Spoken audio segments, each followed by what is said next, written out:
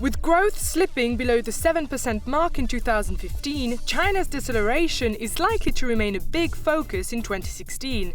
Here's what leaders told us from Davos. The mainland is the second worldwide economy, and if you look in PPP, it's probably the first one. So everything happening here is concerning the whole world. Mainland has declared to go into a transition. It goes into that transition, and it's for every of our company to look at the consequences and reposition in function of those new priorities. We look at the growth economies as obviously going through a difficult patch, obviously dominated by China and to some extent Brazil. But we take a long-term view. We're there for the long term, and we are very committed to those countries. And we think, my own personal view is in China, they're going to have a difficult 2 or 3 years, but I think the underlying strength is there. Certainly in the context of the BRICS and the next 11, China is incredibly important. This year, actually, the delta on China, whatever it grows at, whether it's 2, 4, 6, whatever, will probably be the biggest in the world economy.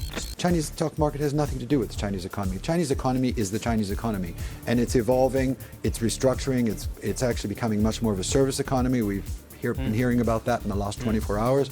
That's all good news going forward. The IMF in Lima in October last year projected 6.8% growth. China said they could do slightly better. They came in at 6.9% for 2015. I mean, by international standards, that is still very strong growth. I mean, we understand what China is trying to achieve. They're going through a transition, which was always going to be difficult along the way. Of course, the Australian-China free trade agreement is very much trying to take advantage of those opportunities of increased domestic consumption, increased reliance on services growth by pursuing exports into those areas beyond resources, in particular when it comes to agriculture and services. Well, the many years of great growth are stalling now, but it doesn't change the picture that China is a huge market with a huge population and still many unmet needs.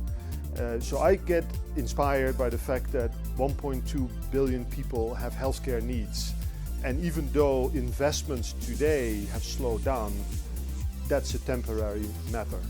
So we stay very focused on China. We will collaborate with the governments and with customers in order to develop the market.